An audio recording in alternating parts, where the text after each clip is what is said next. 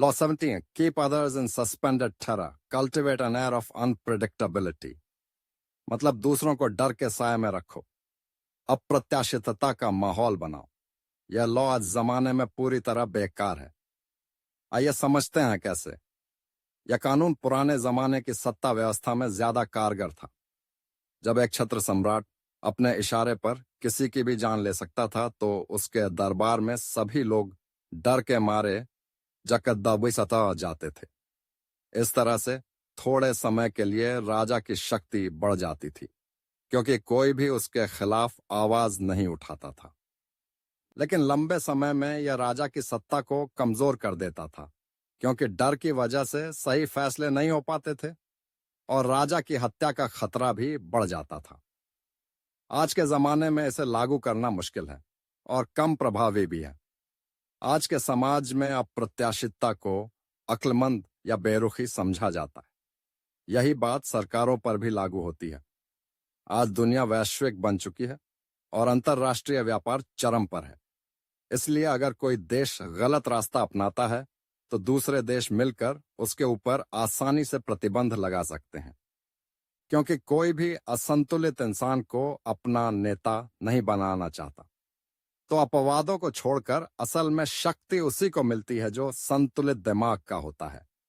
खराब उदाहरण सद्दाम हुसैन, हुसैन और ट्रंप। सद्दाम हुसैन अपने आसपास के देशों को डराकर रखता था, लेकिन उसके युद्धों की वजह से अंतर्राष्ट्रीय समुदाय नाराज हो गया और उस पर प्रतिबंध लगा दिए गए। अंत में अमेरिका ने सैन्य कार्रवाई करके सद्दाम को हरा दिया और बाद में उसे मौत के घाट भी उतार दिया गया। दूसरों को डराने की रणनीति तभी काम आती है जब आप पहले से ही काफी शक्तिशाली हों। अगर आप पहले से ही ताकतवर हैं तो आपके पास और भी बेहतर रणनीतियां मौजूद हैं। यह गौर करने वाली बात है कि सद्दाम अपने आसपास के माहौल को लगातार खतरे में पाता था। उसने अपने ही देश में विद्रोह को दबाने के लिए एक अलग सेना बनाई थी। अपने डर का सबूत देते हुए उसने बगदाद में तैनात टैंकों में कम गोला बारूद रखवाया था ताकि वे उसके खिलाफ ना जा सकें। डोनाल्ड ट्रंप का व्यक्तिगत आतंक बेशक ट्रंप की तुलना सद्दाम से नहीं की जा सकती, लेकिन उनका अनिश्चित व्यवहार निश्चित रूप से अप्रत्याशितता की श्रेणी में आता है। और व्हाइट हाउस के कई अंदरूनी सूत्र बताते हैं कि कई लोग अपनी नौकरी जाने से डरते थे। ट्रंप का अस्थिर स्वभाव उनकी मदद नहीं कर रहा है। उनके कुछ भी बेवकूफी भरा बयान या हरकत उनके नेतृत्व को मजबूत नहीं करता। दूसरों के साथ मिलकर काम करने में भी उन्हें कोई फायदा नहीं मिलता। क्यों?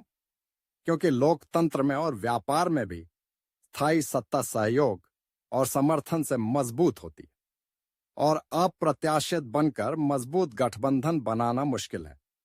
निष्कर्ष रूप में या आज की जटिल दुनिया में शक्ति केवल बल प्रयोग से नहीं आती है। सच्ची शक्ति सहयोग, समझौता और विश्वसनीय व्यवहार पर आधारित होती है। गठबंधनों का निर्माण और सुचारू निरंतर संचालन इस शक्ति को स्थायी बनाने में महत्वपूर्ण भूमिका निभाते हैं।